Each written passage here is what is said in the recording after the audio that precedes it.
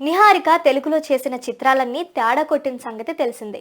డిజాస్టర్లను చూసి చూసి చివరకు సినిమాలనే మానేసింది. ఆ తర్వాత పెళ్లి విడాకులు అందరికీ తెలిసిందే. ఆపై మళ్ళీ వెబ్ సిరీస్ను చిత్రాలను నిర్మిస్తూ బిజీగా మారింది. ఓటీటీలో నిహారికకు ఎప్పుడూ సక్సెస్ వస్తూనే ఉంది. ఇక కమిటీ కుర్రాళ్ళు అంటూ థియేట్రికల్ గాను నిహారిక అదరగొట్టేసింది. నిర్మాతగా ఆమెకు మొదటిసారి థియేట్రికల్ హిట్ పడింది. ఇక ఇప్పుడు తెలుగులో చిత్రాలు నిర్మిస్తూ బిజీగా ఉంది. తమిళంలో మాత్రం ఆర్టిస్ట్గా ట్రై చేస్తోంది. నిహారిక ప్రస్తుతం తమిళంలో 2 చిత్రాలు చేస్తున్నట్లు కనిపిస్తోంది. మలయాళీ ఆర్టిస్ట్ షేన్ నిగమ్, నిహారిక కలిసి మద్రాస్ కరాన్ అనే సినిమాలో నటిస్తున్నారు. ఈ చిత్రానికి సంబంధించిన పాట ఒకటి రిలీజ్ చేశారు. మణిరత్నం, ఏఆర్ రెహమాన్ కాంబోలో వచ్చిన సఖీ చిత్రంలోని కలైన్ చెడుగుడు పాటను రిలీజ్ చేశారు. ఇక అందులో హీరో హీరోయిన్లు ఎంత రొమాంటిక్గా నటించారో ఈ రీమేక్ సాంగ్లో కూడా అంతే రొమాంటిక్గా నిహారిక, షేన్ రెచ్చిపోయారు. నిహారిక ఇంతలా పర్ఫార్మెన్స్ చేస్తుందని, ఇంత బోల్డ్గా కనిపిస్తుందని ఎవ్వరూ ఊహించి ఉండరు. కొందరు అయితే నిహారికను ట్రోల్ చేస్తున్నారు. ఇంకొందరు కావాలనే నిహారిక అద్భుతంగా చేసిందని ఆ స్క్రీన్ షాట్లను షేర్ చేస్తున్నారు. ప్రస్తుతం నిహారిక బోల్డ్గా కనిపించే సీన్లను మాత్రం జనాలు ట్రోల్ చేస్తూ వైరల్ చేస్తున్నారు. మరి ఇలాంటి విమర్శలు వస్తాయనే ఇక్కడ నిహారిక ఇలాంటి పర్ఫార్మెన్స్లు కానీ సినిమాలు కానీ చేయడం లేదనిపిస్తోంది. మరి నిహారిక నిర్మాతగా మళ్ళీ నెక్స్ట్ వెబ్ సిరీస్ సినిమాతో తెలుగు ఆడియన్స్ను ఎప్పుడు పలకరిస్తుందో చూడాలి. కమిటీ కుర్రాళ్ళు అయితే నిహారిక కెరియర్లో ఎప్పటికీ నిలిచిపోతుంది.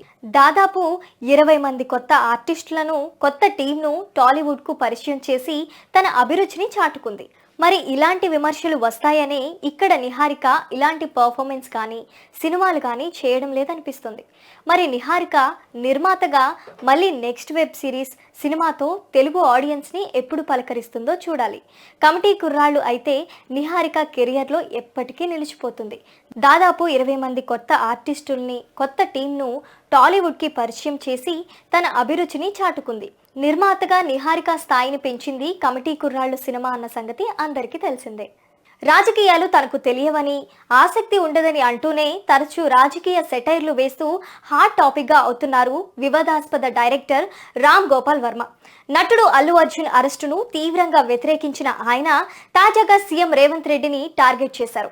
ఎక్స్ మీడియాలో పోస్ట్ చేసి నెటిజన్లకు ఒక ప్రశ్న అడిగారు.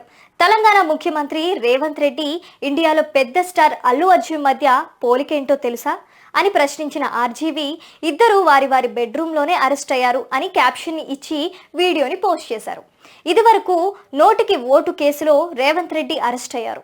అప్పట్లో పోలీసులు ఆయన్ని బలవంతంగా అరెస్టు చేసి తీసుకెళ్లారు.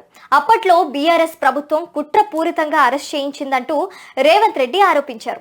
ఆ తర్వాత ఆ కోపంతోనే ఆయన ఎన్నికల్లో బలంగా ప్రచారం చేసి చివరకు బీఆర్ఎస్ ప్రభుత్వాన్ని కూలగొట్టి సీఎం అయ్యారు. ఇప్పుడు రామ్ గోపాల్ వర్మ అప్పటి బెడ్రూమ్లో అరెస్ట్ను గుర్తు చేస్తూ ట్వీట్ చేశారు. ఈ వీడియోకి ముందు అల్లు అర్జున్ అరెస్టును కూడా రామ్ గోపాల్ వర్మ ఖండించారు. పుష్ప 2కి 2వ వారం భారీగా కలెక్షన్లు రావాలనే ఉద్దేశంతోనే పబ్లిసిటీ చేసేందుకు రేవంత్ రెడ్డి అరెస్టు చేయించినట్లున్నారంటూ మరో ట్వీట్ పోస్ట్ చేశారు.